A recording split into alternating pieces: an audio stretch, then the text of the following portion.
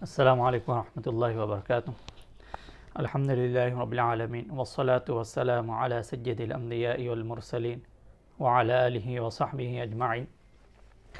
معزز سامعین حضرات، آج میں امام حسین رضی اللہ تعالیٰ عنہ کے تعلق سے چند باتیں اور کربلا کا واقعہ کربلا کا پس منظر آپ کے سامنے رکھنا چاہتا ہوں۔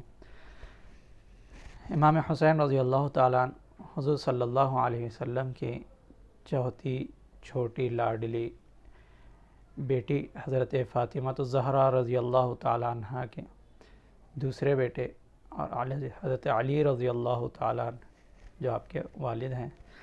آپ کا نام حسین بن علی، کنیت ابو عبداللہ اور شبیر بھی آپ کو کہا جاتا ہے۔ شعبان کے مہینے میں 4 ہجری کو آپ پیدا ہوئے۔ بوقت وصال رسول اللہ صلی اللہ علیہ وسلم آپ کی عمر تقریباً 6.5 سال تھی، یعنی اتنی ہی عمر میں حضور صلی اللہ علیہ وسلم نے آپ کی فضیلت، آپ کے متعلق جو باتیں فرمائی، اس وقت آپ کی عمر اتنی ہی تھی۔ جیسا کہ حسین مجھ سے ہے، میں حسین سے ہوں، حسن و حسین جنتی نوجوانوں کے سردار ہے، ان کے والد ان سے بہتر ہے۔ حسن و حسین یہ دنیا میں جنت کے میرے 2 پھول ہیں، اور اسی طرح جو ان سے محبت کرتا ہے اللہ تو بھی ان سے محبت کر، ایسے ہی فضیلتیں۔ اور حسن یہ میرا بیٹا بڑا ہو کر 2 مسلمانوں کی جماعت میں صلح کرائے گا۔ یہ باتیں سب حضور صلی اللہ علیہ وسلم نے اپنے ہی حین حیات یہ مبارک ارشادات فرمائے ہیں۔ آپ اپنی زندگی میں 25 حج کیے اور 61 ہجری میں امام حسین رضی اللہ تعالیٰ میدان کربلا میں ماں اپنے اہل خاندان نوجوان لڑکوں کے ساتھ مظلومیت کے ساتھ شہید ہوئے۔ آئیے میں آپ کے سامنے حضرت امام حسین رضی اللہ تعالیٰ عنہ 30 ہجری میں اور 26 ہجری میں عثمان غنی رضی اللہ تعالیٰ عنہ کے دور میں جنگ سبی طلح اور تمیسا، ان جنگوں میں بھی آپ شریک رہے، اور 49 ہجری جنگ قسطنطنیہ میں بھی آپ شریک رہے۔ کربلا کا جو واقعہ ہے اس کا پس منظر میں آپ کے سامنے ایک دم مختصر انداز میں رکھنا چاہتا ہوں۔ حضور صلی اللہ علیہ وسلم کے بعد حضرت ابو بکر صدیق رضی اللہ تعالیٰ عنہ قریب 2.5 سال خلافت فرمائی، آپ کے بعد 10 سال عمر رضی اللہ تعالیٰ عنہ نے کی، اس کے بعد عثمان غنی رضی اللہ تعالیٰ عنہ تقریباً 12 سال آپ کا دور خلافت ہے۔ آپ کے دور خلافت کے آخری ایام میں مسلمانوں میں آپسی اختلافات، فتنے، شکایتیں سب چارے ہوتے رہی۔ آخر نتیجہ یہ ہوا امام حضرت سیدنا عثمان غنی رضی اللہ تعالیٰ عنہ کے گھر کا 40 سے 50 دن محاصرہ کر پیاسے بھوکے مظلوم آپ کو شہید کر دیا گیا۔ اسلامی حکومت دور خلافت جو چلتا تھا اس کے اندر یمن، عمان، مکہ، مدینہ، کوفہ، بصرہ، مصر، عراق تو سمع ایران اور شام، فلسطین وغیرہ، یہ سارے چیزیں الگ الگ ریاستیں تھیں۔ جیسے ہندوستان میں اسٹیٹس ہوتے ہیں، تلنگانہ، آندھرا، یو پی، بہار، کیرلا، تمل ناڈو، اسی طرح عرب کے بھی یہ جو خلافت کا دور تھا اتنی ریاستوں میں بٹے ہوئے تھے، ہر ریاست کا ایک صوبے کا ایک حاکم ہوا کرتا تھا۔ اسی طرح ملک شام کے حاکم حضرت امیر معاویہ رضی اللہ تعالیٰ عنہ تھے، اور عثمان غنی رضی اللہ تعالیٰ عنہ جب شہید ہوئے تو علی رضی اللہ تعالیٰ عنہ خلیفہ بنے۔ خلیفہ سے یہ مطالبہ کیا گیا کہ آپ عثمان غنی رضی اللہ تعالیٰ عنہ کے قاتلین سے قصاص لیں، یعنی قتل کے بدلے قتل، جان کے بدلے جان۔ بہرحال حالات اس طرح پیچیدہ ہوتی چلی گئی کہ حضرت علی رضی اللہ تعالیٰ عنہ کو مسلمانوں کو سمجھانے اور بجھانے لگے۔ اسی دوران میں مسلمانوں سے حضرت علی رضی اللہ، یعنی آپس میں مسلمانوں کے اختلافات پھیلنے لگے، شدت پکڑنے لگے، یہاں تک کہ چند جنگیں بھی ہوئی جس میں حضرت امیر معاویہ رضی اللہ تعالیٰ عنہ جو ملک شام میں عثمان غنی رضی اللہ تعالیٰ عنہ کے وقت گورنر تھے، حضرت علی رضی اللہ تعالیٰ عنہ کے اس مطالبے میں سختی کرتے ہوئے، کیونکہ ایک عہدہ علی رضی اللہ تعالیٰ عنہ کا بڑا عہدہ تھا، بڑے عہدے والوں کی ذمہ داریاں بڑی ہوتی ہیں، وہ ہر وہ چیز کو مد نظر رکھتے ہوئے جب کام کرتے ہیں تو تھوڑا سا وقت لگتا ہے۔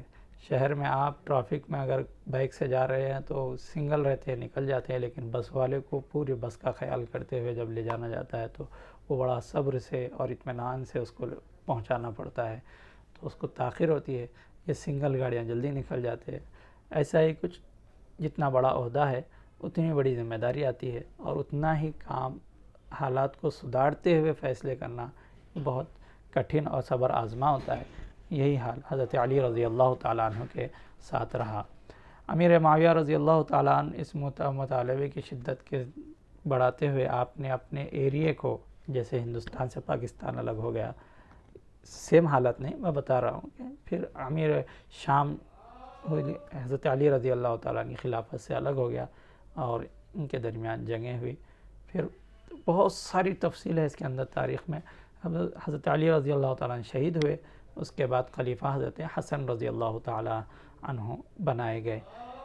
پھر اس کے بعد جب امیر معاویہ رضی اللہ تعالیٰ عنہ امام حسن رضی اللہ تعالیٰ عنہ سے جنگ کی تیاری کی ہے، دو فوج آمنے سامنے ہوئی، حسن رضی اللہ تعالیٰ عنہ نے خلافت حضرت امیر معاویہ رضی اللہ تعالیٰ عنہ کے حوالے کر دیا، اور آپ نے کہا کہ جس مطالبے کو آپ پورا کرنا چاہتے ہیں آپ یہ ذمہ داری لے لیں، پھر یہ ذمہ داری کے بعد آپ جو کرنا چاہتے ہیں کریں۔ لیکن تاریخ گواہ ہے، امیر معاویہ رضی اللہ تعالیٰ عنہ خلافت لے لیے، خلیفہ بن گئے، لیکن وہ قاتلین عثمان جن کو قصاص میں قتل کرنا تھا وہ حضرت امیر معاویہ رضی اللہ تعالیٰ عنہ بھی نہ کر سکے۔ یہ ہوا تھا کہ یہ خلافت آپ لے لیں، جب آپ گزر جائیں گے آپ کے انتقال کے بعد پھر امام حسن رضی اللہ تعالیٰ عنہ کریں گے۔ لیکن ہوا یہ کہ امام حسن رضی اللہ تعالیٰ عنہ کو زہر دے کر شہید کر دیا گیا۔ پھر اس کے بعد ظاہر سی بات ہے آپ کے بعد لوگوں نے حضرت امام حسن رضی اللہ تعالیٰ عنہ شہید ہونے کے بعد، کیونکہ خیال یہ کیا جا رہا تھا کہ وہ امیر معاویہ رضی اللہ تعالیٰ عنہ کے بعد خلافت کریں گے، لیکن ایک سازش کے تحت امام حسن رضی اللہ تعالیٰ عنہ شہید ہو گئے۔ جب امیر معاویہ رضی اللہ تعالیٰ عنہ 60 ہجری میں انتقال فرما گئے، ان کا بیٹا یزید جو خلیفہ بن بیٹھا، جو اسلامی قانون کے مخالف تھا کہ عوام ان کو سلیکٹ کرتی تھی، جو بڑے لوگ ہیں ان سے بیعت لیا جاتا تھا۔ مدینہ میں امام حسین رضی اللہ تعالیٰ عنہ تھے، عبداللہ بن عباس رضی اللہ تعالیٰ عنہ، مکہ میں عبداللہ بن زبیر رضی اللہ تعالیٰ عنہ، ان تمام لوگوں سے جب تک وہ راضی نہ ہو پورے ایریے کے امیر یا حکمراں نہیں بن سکتے تھے۔ بہرحال یزید نے تخت پر بیٹھ گیا اور مدینہ کے حاکم کو کہہ دیا کہ ان سے بیعت لے لے، ان کو منوا لے۔ امام حسین رضی اللہ تعالیٰ عنہ نے دیکھا کہ میں اگر بیعت کر لوں تو یہ مناسب نہیں ہے، اور آپ سمجھ گئے کہ مدینہ میں رہوں گا تو مجھے ٹارچر کیا جائے گا، آپ وہاں سے نکل کر مکہ چلے گئے۔ مکہ کے حالات مدینہ کی طرح نہیں تھے، وہاں آپ محفوظ تھے، لیکن ایک ریاست، ایک صوبہ جس کو کوفہ کہا جاتا ہے، جہاں پر علی رضی اللہ تعالیٰ عنہ تھے اور وہیں پر آپ شہید ہوئے، وہاں پر اہل بیت کے چاہنے والے لوگ زیادہ تھے۔ ظاہر سی بات ہے امیر المؤمنین علی رضی اللہ تعالیٰ عنہ وہیں تو تھے، تو وہاں کے سارے لوگ، شام میں جو یزید تھا جو اپنے آپ کو خلیفہ کہلانے لگا تھا، کوفہ کے لوگ اس پر راضی نہ ہوئے، اور وہاں کی پولیس، لا اینڈ آرڈر سارا ان کے خلاف نہیں ہو سکتا تھا، وہ بالکل نرم تھا۔ وہاں کے حاکم نعمان بن بشیر تھے گورنر، وہ بھی حضرت امام حسین رضی اللہ تعالیٰ عنہ اور یزید کی اس حرکت پر خوش نہ تھے، اس لیے ان کو ڈھیل دی ہوئی تھی۔ امام حسین رضی اللہ تعالیٰ عنہ کو کوفہ سے کئی خطوط مکہ کو آئے کہ آپ یہاں پر آ جائیں، ہم آپ کے ہاتھ پر بیعت کریں گے، پھر ہم یزید کے خلاف لڑیں گے، جس طریقے سے بھی ہو کارروائی کریں گے۔ امام حسین رضی اللہ تعالیٰ عنہ کو صحابہ نے، بعض آپ کے اقربا جو بڑے زیرک تھے، انہوں نے یہ مشورہ دیا کہ آپ مت جائیے وہاں پہ، آپ کو دھوکہ دے سکتے ہیں۔ کوفی کبھی اتنا ساتھ نہیں دیے، آپ کے بھائی آپ کے والد کے ساتھ بھی وہ جس طرح وفا کرنی تھی نہیں کیے۔ تو امام حسین رضی اللہ تعالیٰ عنہ ان کی اس بات کو مانتے ہوئے اپنے طاہر بھائی مسلم بن عقیل کو یہ معلوم کرنے کے لیے کہ جاؤ دیکھو حالات کیسے ہیں، کیا وہ ہمارا ساتھ دیں گے یا نہیں، امام مسلم رضی اللہ تعالیٰ عنہ کوفہ چلے جاتے ہیں۔ وہاں سارے لوگ آپ کے ہاتھ پر بیعت کرتے ہیں، سارے آپ کے ساتھ مر مٹنے کے لیے تیار ہوتے ہیں، وعدے کرتے ہیں، سب کچھ کر لیتے ہیں۔ امام مسلم خوش ہو کر امام حسین رضی اللہ تعالیٰ عنہ کو خط لکھ دیتے ہیں۔ یہاں پر یزید جو دہلی کیپٹل شام میں تھا، وہ یہ دیکھتا ہے کہ کوفہ میں اتنی بڑی سازش میرے خلاف کی جا رہی ہے، اور وہاں کے جو گورنر ہیں نعمان بن بشیر کچھ ٹائٹ ہی نہیں کر رہے ہیں۔ اس نے اپنے ایک خاص آدمی جو رشتے میں بھی ہوتا ہے ابن زیاد، جو بڑا ظالم اور سخت انسان تھا، اس کو نعمان بن بشیر کو سسپینڈ کر کے اس کی جگہ اس کو گورنر بنا کر بھیجا۔ وہ اس طرح آیا کہ شام سے کوفہ میں داخل ہونے کا جو راستہ ہے وہ راستہ نہیں، بلکہ مکہ سے کوفہ میں داخل ہونے کا جو راستہ ہے اس راستے سے وہ داخل ہوا کوفہ میں۔ اور مکہ کے اور مدینہ کے لوگ جس انداز کا لباس پہنتے ہیں اس لباس میں داخل ہوا، تاکہ لوگ یہ سمجھیں کہ امام حسین آ رہے ہیں۔ اور وہ اس طرح کوفہ میں داخل ہوا، اور اس جو ڈپارٹمنٹ جو محکمہ ہوتا ہے وہ بلڈنگ میں پہنچ گیا، سرکاری بلڈنگ میں گیا، اور وہاں سے نعمان بن بشیر کو سسپینڈ کر خود گورنر بن گیا، اور سخت احکامات پولیس والوں کو یا سپاہیوں کو دے دیا کہ جو بھی اہل بیت کا ساتھ دے مسلم بن عقیل ان کو ختم کر دو، اور دھمکیاں دی گئی۔ تو سارے کوفی اپنے اپنے گھروں میں چھپ گئے۔ مسلم بن عقیل کے ساتھ سوائے ان کے 2 ننھے بچے تھے، ان تینوں کو شہید کر دیا گیا اور چورستوں پر لٹکا دیا گیا، تاکہ لوگ عبرت حاصل کریں، اہل بیت کا ساتھ نہ دیں۔ ادھر سے امام حسین رضی اللہ تعالیٰ نکل چکے تھے، پھر بعد میں راستے میں اطلاع ملی کہ امام مسلم بن عقیل کو شہید کر دیا گیا ہے۔ بہرحال آپ کوفہ میں پہنچنے سے پہلے ہی ایک مقام پر فوجیوں نے آپ کو روک لیا، پھر وہاں سے ہٹا کر ایک مقام پر رکا دیا۔ وہ ایک کربلا کا جو مقام رکے تھے اس میدان کو کربلا کہا جاتا ہے، وہیں پر رہے۔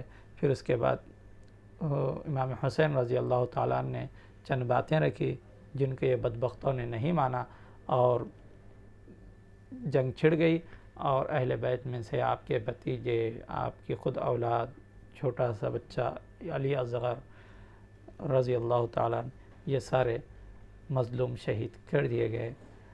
ان سارے واقعات میں ہم کو یہ بات معلوم ہوتی ہے کہ دیکھیں یہاں پر مسائل نہ نماز کے ہیں، نہ روزے کے ہیں، نہ زکوٰۃ کے ہیں، نہ حج کے ہیں۔ اسلام حقیقت میں یہ بتاتا ہے کہ جہاں ظلم کیا جاتا ہے اس کے خلاف ہم کو کھڑے ہونا چاہیے، اس کی خاطر اپنے اہل خاندان اپنوں کو بھی مر مٹیں، یہی حسینیت ہے۔ لیکن آج ہم اپنے حساب سے جس عہدے پر، جس کردار، جس رشتے پر ہیں، کیا ہم اس کو نبھا رہے ہیں یا اس میں ظلم کر رہے ہیں؟ یعنی زبان پر تو امام حسین کا نام ہے، لیکن کردار میں یزیدیت بسی ہوئی ہے۔ حقیقت میں عشق حسین یہی ہے کہ کردار میں بھی کردار حسین اپنائیں، تو تبھی جا کر ہم سچے امام حسین کے چاہنے والے کہلائیں گے۔ آخر میں اللہ رب العزت سے دعا ہے کہ کہنے سننے سے زیادہ عمل کی توفیق عطا فرما، آمین، والحمدللہ رب العالمین۔